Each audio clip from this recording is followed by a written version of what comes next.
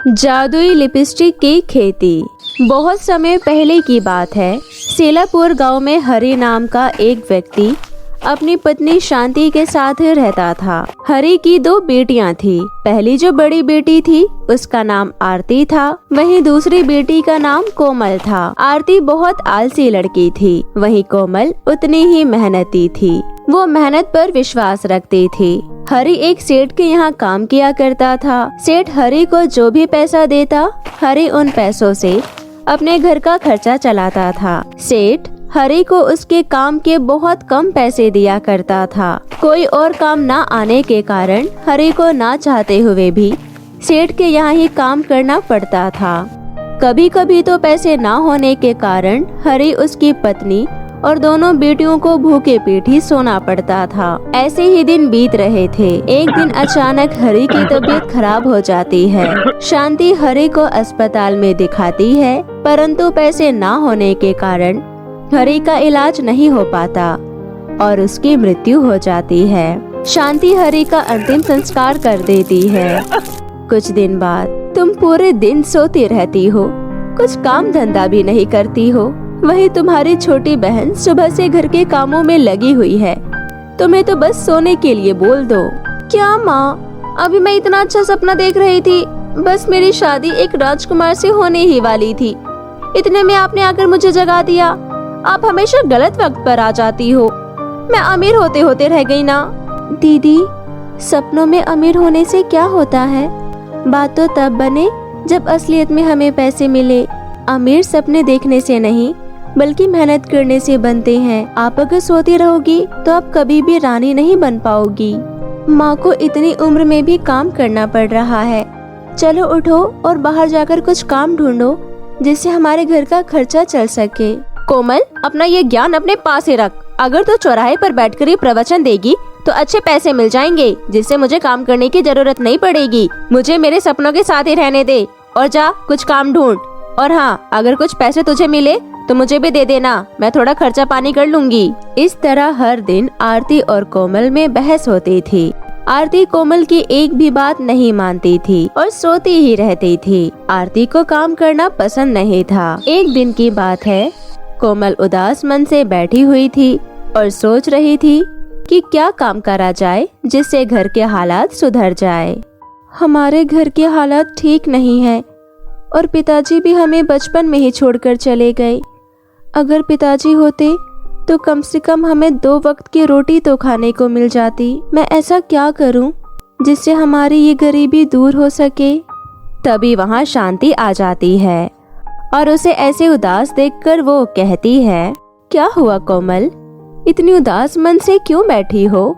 माँ, मैं कुछ करना चाहती हूँ जिससे हमारे घर के हालात सुधर सके। दीदी तो कोई काम करना ही नहीं चाहती और आपकी भी अब उम्र हो चुकी है। बेटी, तुम सही कह रही हो। मेरे बस का कुछ नहीं रहा। हमारे पास कुछ और तो नहीं, बस तुम्हारे दादाजी का 1.5 बीघा खेत है जिसमें कुछ भी नहीं होता। वो एक बंजर जमीन है। अगर उसमें हम कुछ उगा पाते तो हमारे खाने के लाले नहीं पड़ते, उसी से कुछ खा लिया करते। मैंने उसमें कई बार खेती करने की कोशिश की, परंतु उसमें कुछ उगता ही नहीं। कोई बात नहीं माँ, आप चिंता ना करो। आपने कई बार कोशिश करी तो क्या हुआ? एक बार मैं भी कोशिश करके देख लेती हूँ, क्या पता अब उसमें कुछ उग सके। ठीक है, वो श्याम के खेत के किनारे जो 1.5 बीघा जमीन है वो हमारे पूर्वजों की है। तुम चाहो तो उस पर कुछ मेहनत करके देख लो, क्या पता कुछ उग जाए। कोमल खेत की तरफ चल पड़ती है और वहाँ जाकर जमीन को देखकर उदास हो जाती है, क्योंकि वो जमीन बंजर पड़ी हुई थी। परंतु फिर भी वो मेहनत करने की सोचती है। कोमल उस खेत में पूरी मेहनत से काम करती है। खेत में मेहनत करते करते कई दिन बीत जाते हैं, परंतु फिर भी उस खेत में कुछ होने के आसार नजर नहीं आते। कोमल पसीने से तरबतर होकर एक जगह उदास होकर बैठ जाती है। तभी एक बूढ़ी दादी उसके पास आती है और कहती है, अल्लाह के नाम पर कुछ दे दे बेटी, कई दिनों से कुछ नहीं खाया। अम्मा, मेरे तो खुद के खाने के लाले पड़े हुए हैं, मैं आपको भला क्या दे दूं? बेटा, कुछ तो खाने के लिए दे दे, बहुत तेज भूख लगी है। देख तो धूप बहुत तेज है, इसलिए भीख मांगने के लिए मैं और आगे नहीं जा सकती। मैंने 2 दिन से कुछ नहीं खाया। अम्मा, मेरे पास तो सिर्फ एक रोटी और एक प्याज है, आज ये रोटी आप खा लो। आपने 2 दिन से कुछ नहीं खाया, मैं कल खा लूंगी। बहुत बहुत धन्यवाद बेटी, आज तूने मुझे पेट भरने के लिए रोटी दी। अपना पेट काट कर अल्लाह तेरे घर में बरकत करे, तुझे कभी किसी चीज की कमी ना हो।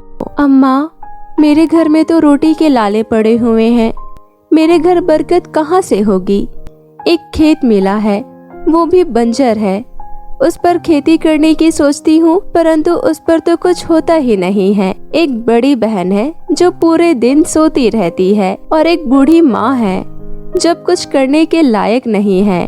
बेटी, तुम परेशान मत हो, मैं तुम्हें जादुई पत्थर देती हूँ, इन्हें तुम अपने खेतों में डाल दो और अपने घर चली जाओ।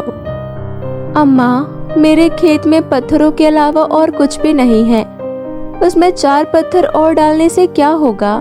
चलो, मैं तुम्हारे इन 4 पत्थर भी डाल देती हूँ। कोमल वो पत्थर लेकर अपने खेत में डाल देती है। कोमल निराश होकर घर की ओर चली जाती है। अगली सुबह जब कोमल खेत पर आती है तो वो देखकर दंग रह जाती है। पूरे खेत पेड़ों से भरा हुआ था। कोमल समझ नहीं पाती, वो पास जाकर देखती है तो पूरा खेत लिपस्टिक के पेड़ों से भरा हुआ था। अरे ये क्या, पूरा खेत लिपस्टिक के पेड़ों से भरा हुआ है। अभी तो रात तक इस खेत में कुछ भी नहीं था, अभी इतने सारे लिपस्टिक के पेड़ कहाँ से आ गए? कहीं उन अम्मा के 4 पत्थरों का कमाल तो नहीं? कोमल उन लिपस्टिक के पेड़ों को पाकर बहुत खुश होती है, परंतु वह दुखी भी होती है क्योंकि उसके गांव में तो कोई औरत लिपस्टिक लगाती ही नहीं। वो सोचती है कि अब वो इन लिपस्टिक का क्या करे। ये बात पूरे गांव में आग की तरफ फैल जाती है और कुछ बुजुर्ग लोग आकर उसे सलाह देते हैं, जिसमें से एक बहुत ही बुजुर्ग व्यक्ति कहती है, बेटा, तुम्हारी खेती तो बहुत ही अजीब हो रही है, हमारे गांव में तो कोई औरत लिपस्टिक लगाती ही नहीं है और तुम्हारे खेत में लिपस्टिक की खेती हो रही है। दादी माँ, अब मैं क्या करूँ? मेरे खेत में तो लिपस्टिक के पेड़ ही पेड़ हैं, इनके अलावा तो मेरे खेत में और कुछ है ही नहीं। पहले तो इसमें कुछ उगता नहीं था और अब हुई भी तो लिपस्टिक की खेती, जो कि किसी काम की नहीं। बेटी, उदास मत हो, मैंने सुना है शहरों की औरतें बहुत श्रृंगार करती है, जहाँ पर तुम्हारी लिपस्टिक बहुत बिकेगी, तुम वहाँ जाकर ये लिपस्टिक बेचो।